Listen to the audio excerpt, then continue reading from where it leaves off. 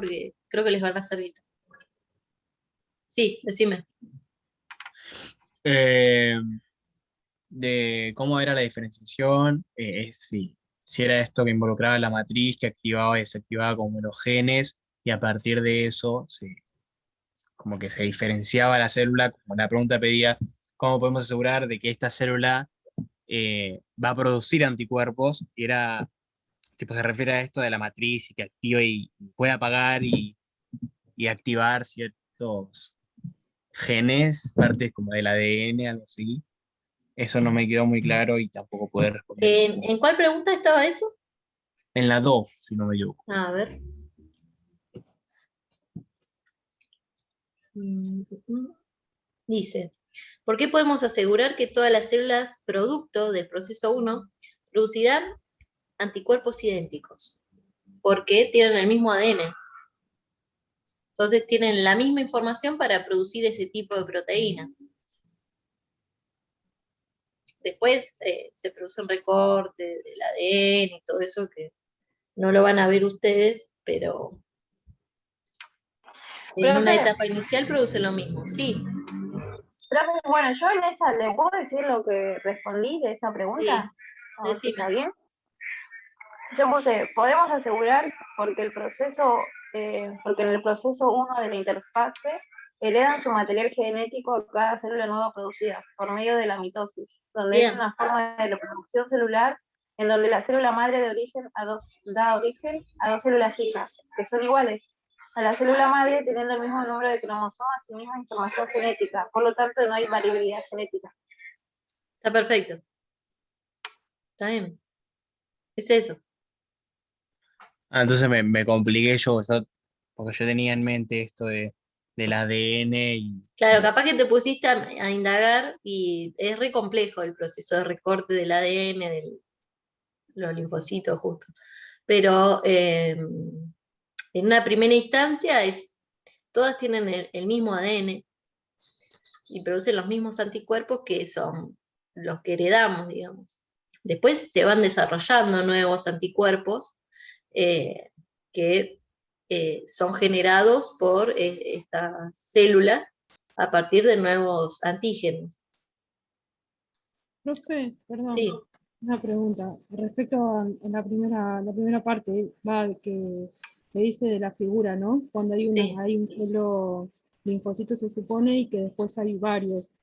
Y usted decía de lo de las etapas, que la etapa G0 es de sí, que están como en reposo. claro.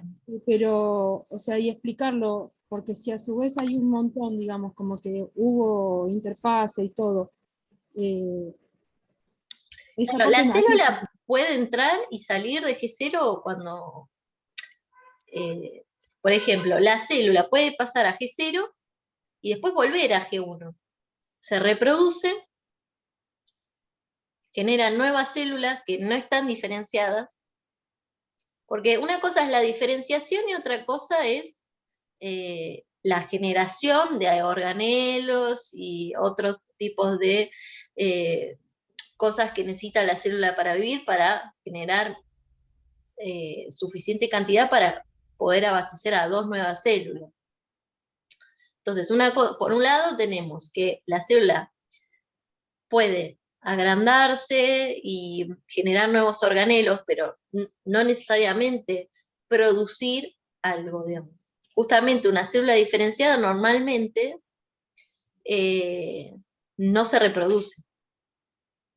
Entonces acá profe, tenemos células que todavía no se diferenciaron, pero pueden estar en G0, pasan por G1, por S, por G2, generan mitosis, y recién ahí esas células hijas se diferencian y pueden estar en G0.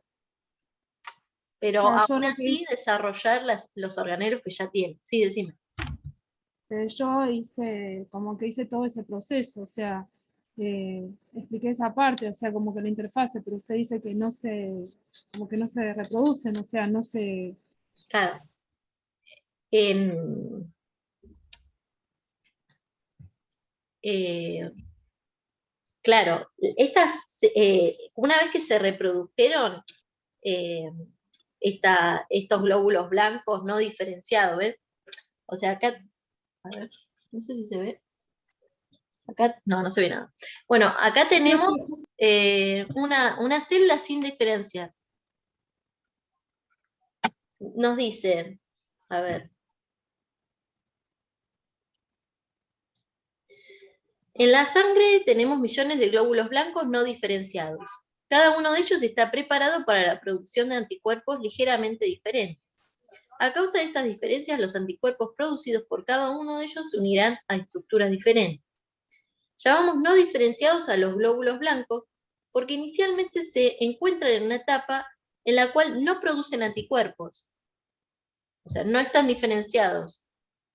Pero no quiere decir que no estén pasando por una etapa de reproducción sexual. En una parte del material de lectura decía que en la etapa G0 muchas células es donde se especializan o se diferencian. Claro, sí.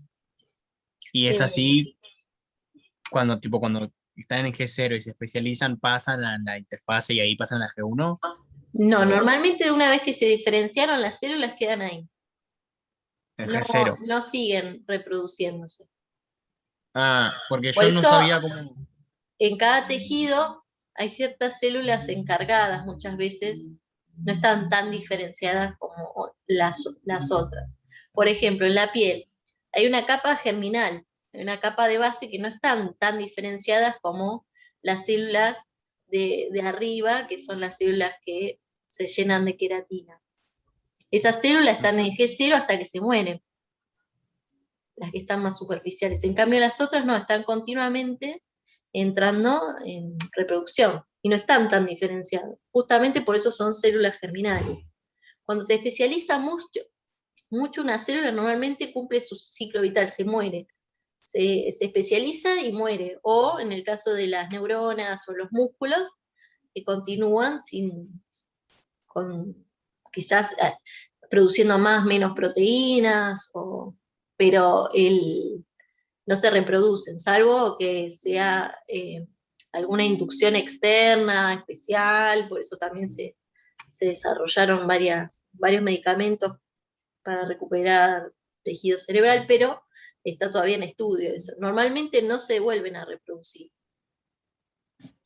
Yo cuando respondí ese punto, que es el punto 1, no sabía cómo explicar que de G0 pasaba a G1, entonces yo volver a leer material de lectura y leí que cuando muchas células están en G0 se especializan, puse eso en el simulacro. Claro, Que no pasaba siempre, G0. igual. Claro. Bueno, era eso. Sí. Bueno, ahí nos dice que no se diferenciaron, o sea que no hubo una especialización de los orgánulos citoplasmáticos para producir algo puntual. Dice, en esta etapa las células están con un nivel de actividad muy bajo, por ejemplo, en esta etapa no crecen ni se dividen.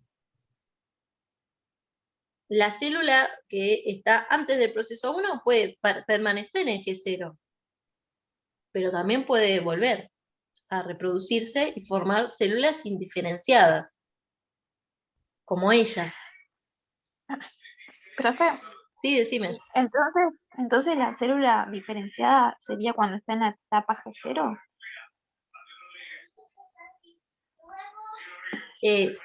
Sí, normalmente las que están diferenciadas están en G0, pero la que no está diferenciada también puede entrar en G0.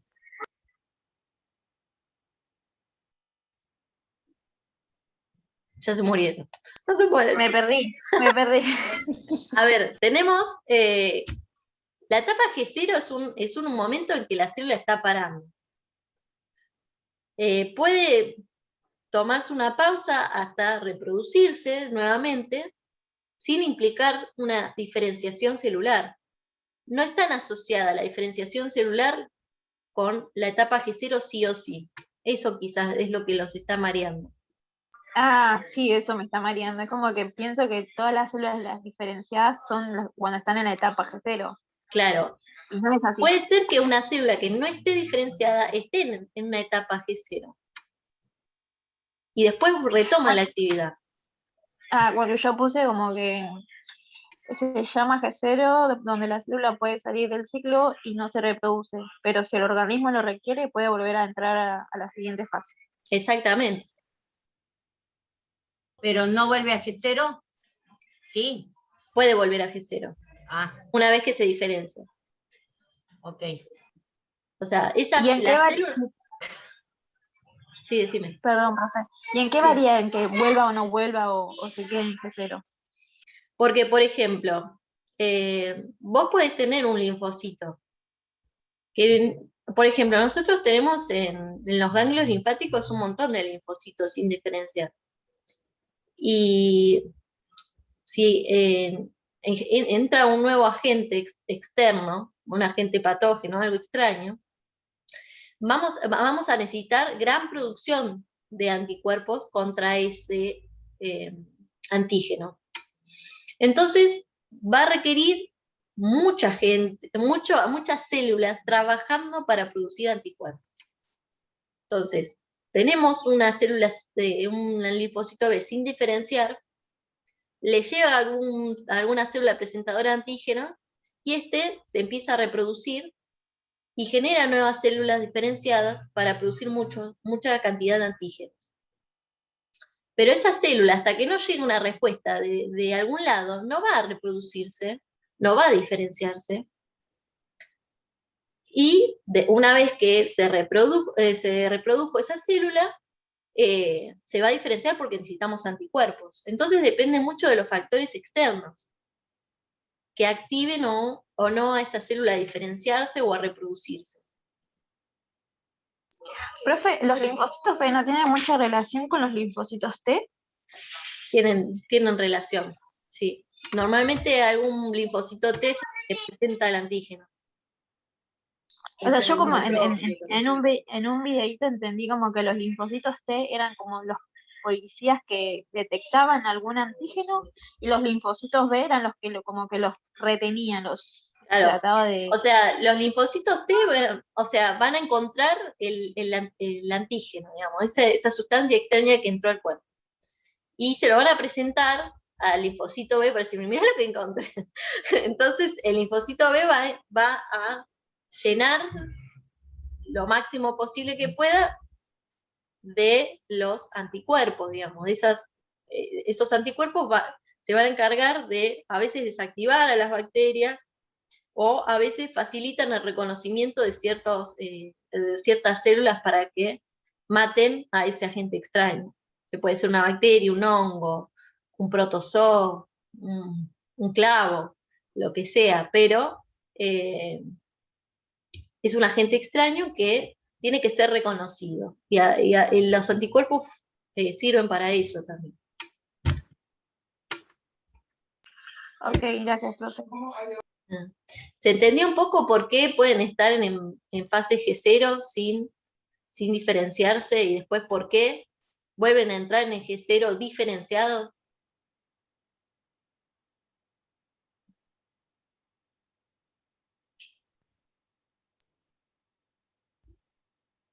Es porque según los procesos que pase, si el organismo lo necesita, vuelve a G1.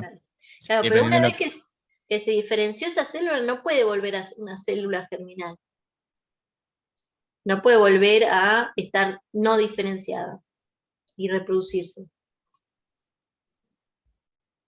Esas ya están especializadas esas células, para ese antígeno. Claro, sigue su camino.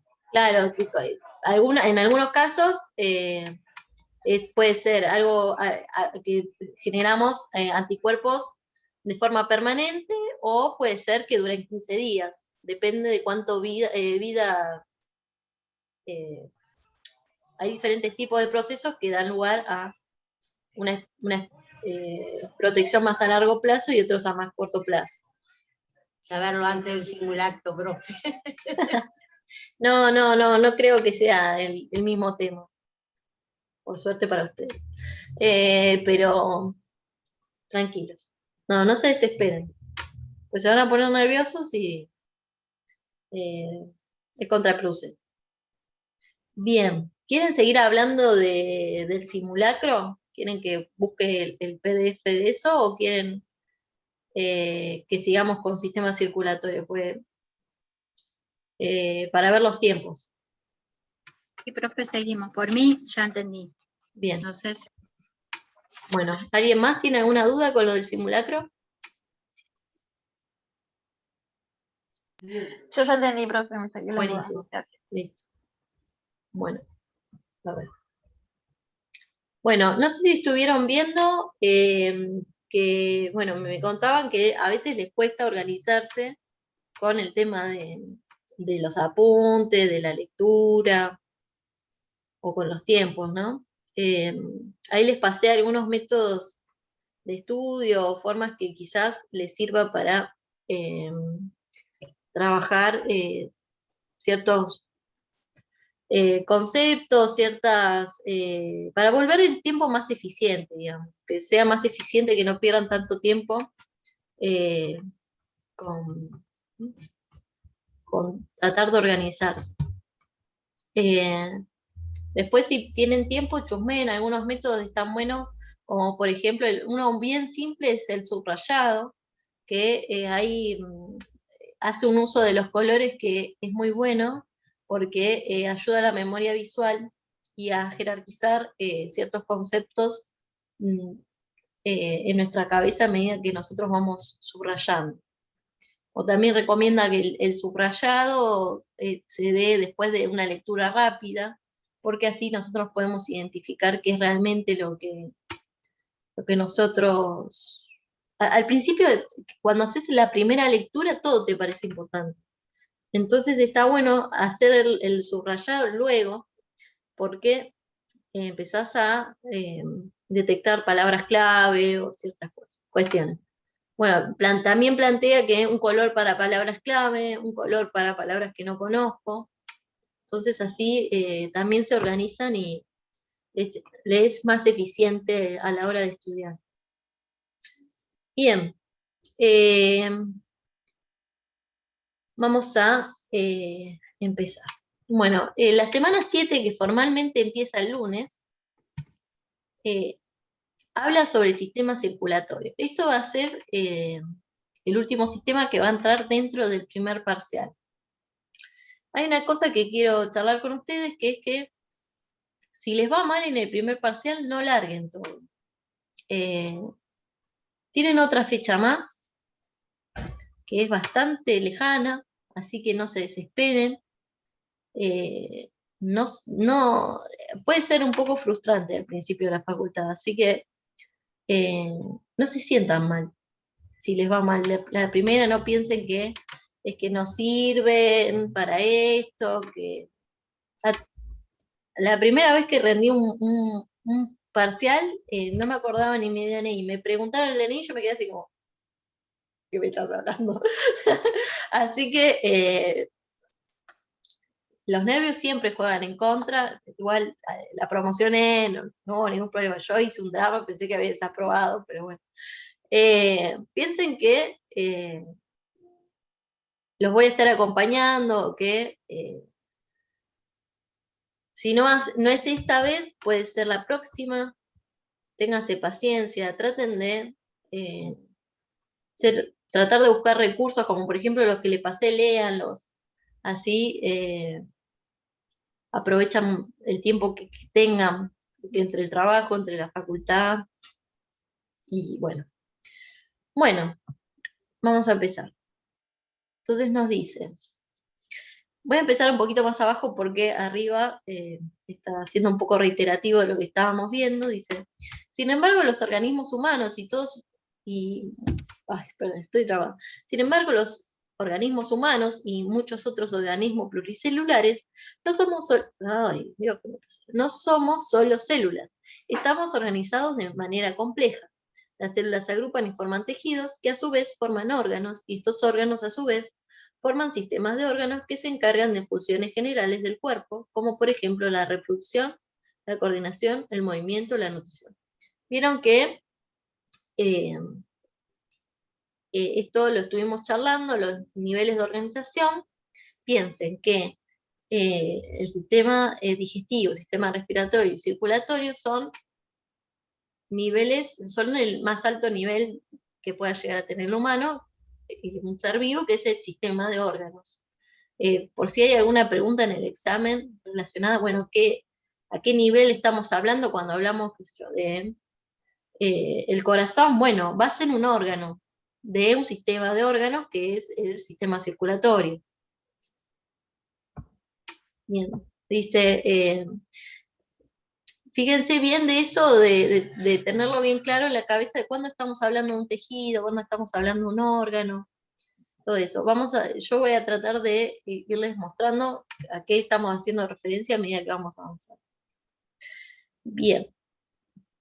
Voy a saltear esa parte, dice, trataremos de responder cómo funciona nuestro sistema circulatorio, presentaremos las estructuras que lo componen y cómo se relacionan entre sí, para llevar a cabo diferentes funciones que tienen como punto común el transporte de materiales en la sangre, en movimiento, a lo que denominaremos circulación.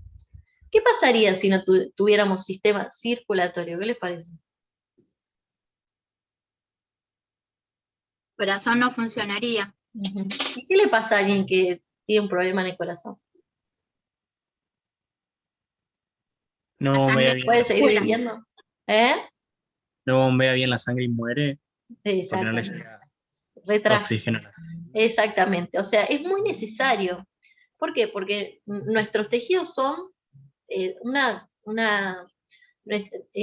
a un nivel de organización que no podemos entrar, no puede entrar el oxígeno por difusión, o tenemos una capa muy espesa de células para que llegue algo, sin algo que permita la difusión de los nutrientes, de lo que respiramos, ¿no? Piensen que yo tengo esta célula que está en la punta de mi dedo, está llegando nutrientes y oxígeno que viene del pulmón, que viene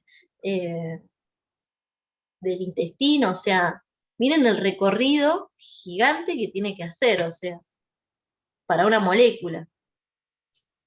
Entonces, sin este sistema circulatorio, tanto la nutrición por parte de la incorporación de oxígeno y la de biomoléculas no sería posible. Entonces la célula sin biomoléculas y sin oxígeno deja de poder tener ese material energético o estructural y muere. Entonces es un sistema muy importante para el cuerpo.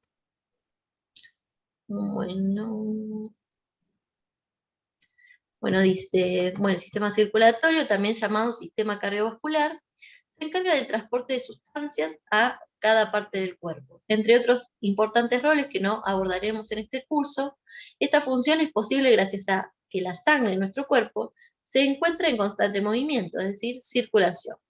Satisface los requerimientos de todos los tejidos y células del cuerpo a la vez que integra funcionalmente, ya que transporta gases respiratorios, oxígeno y dióxido de carbono, los nutrientes provenientes de los alimentos, los productos de desecho metabólico celular, las hormonas, los anticuerpos, sales y otros materiales.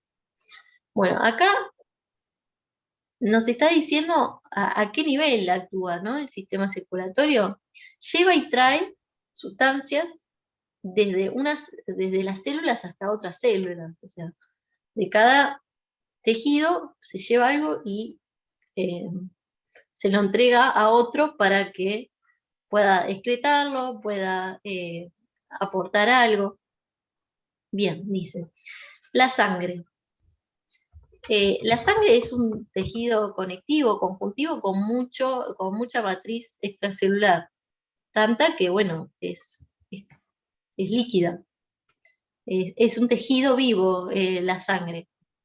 Más allá que no lo podamos ver como algo, como la piel, sigue siendo un tejido. Nos dice, contiene un organismo humano de 75 kilos de peso, puede llegar a tener 6 litros de sangre. Es un montón. Pero bueno.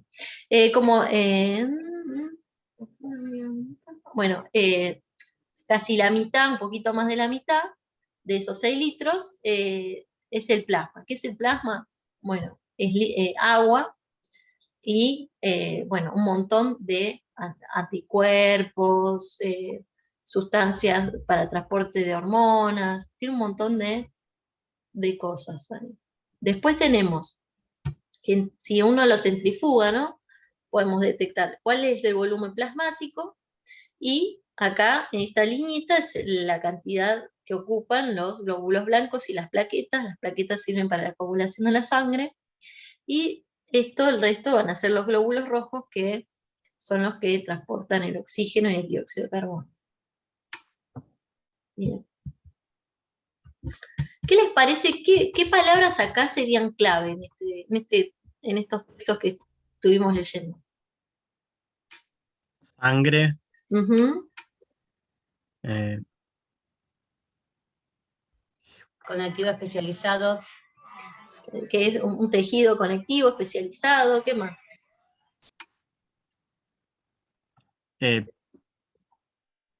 Células. Células, Glóbulos glóbulos rojos, blancos, plaquetas.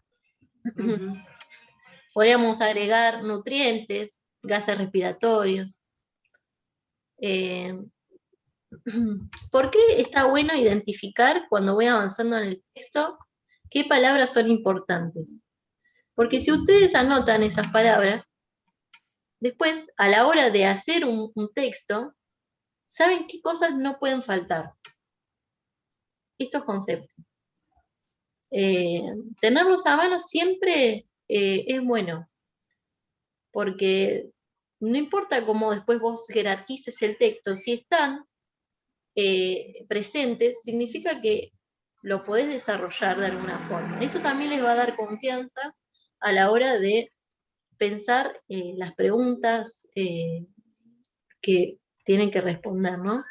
Porque si uno sabe, bueno, me están preguntando el sistema circulatorio, ¿qué palabras sí o sí tengo que tomar en cuenta para responder este tema? Pueden hacer así con los diferentes tópicos que estuvimos viendo en las diferentes semanas.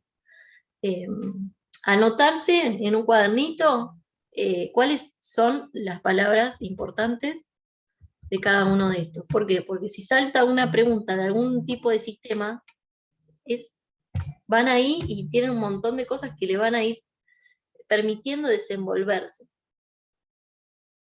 Dice, el 90% del plasma es agua, con la cual se mezcla la mayoría de las sustancias que circulan en el organismo.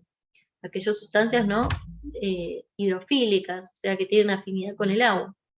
Pero hay algunos compuestos que son lipídicos, que no tienen tanta afinidad, entonces necesitan estar asociados a alguna proteína o alguna sustancia que sí tenga afinidad con el agua.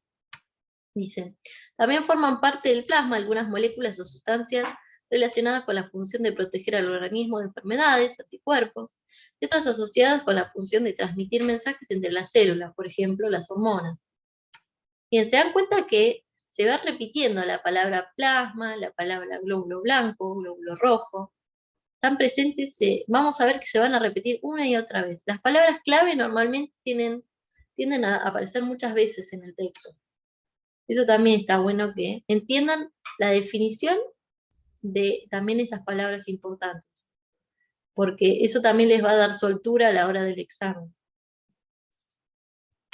Bien, dice, los glóbulos rojos contienen en su interior moléculas de proteína, hemoglobina, que por sus características de unirse a moléculas de oxígeno, permite el transporte de estas sustancias en la sangre.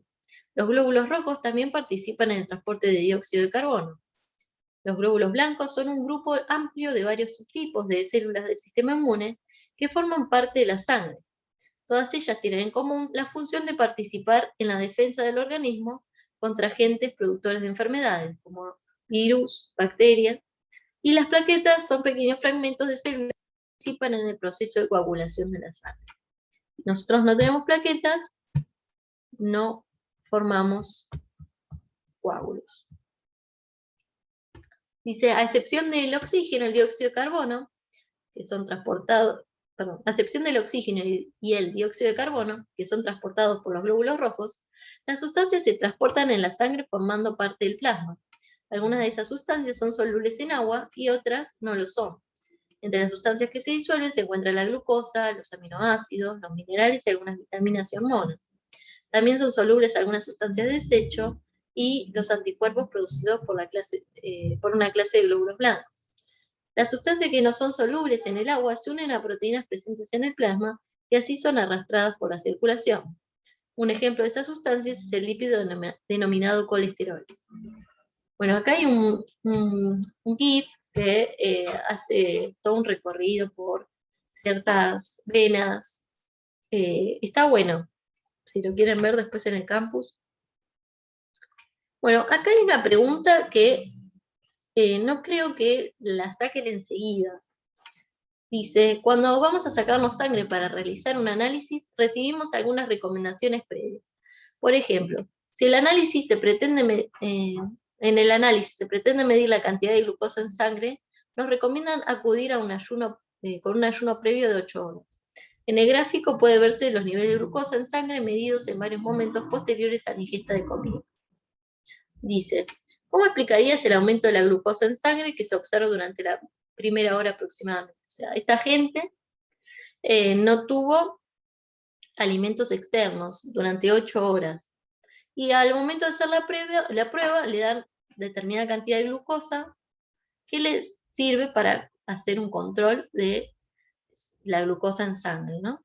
¿Cómo es que llega esa glucosa a la sangre si se la tomó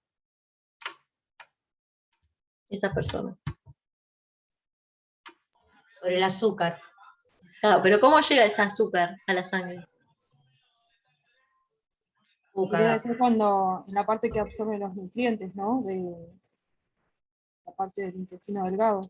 Claro, o sea... ¿Por las esa enzimas, profe? Claro, esa glucosa, la glucosa es muy fácil de absorber, no necesita enzimas para cortarse porque ya es un monómero. Pero este monosacárido entra directo, digamos, en el duodeno o en el intestino delgado al torrente sanguíneo. Entonces dice, ¿por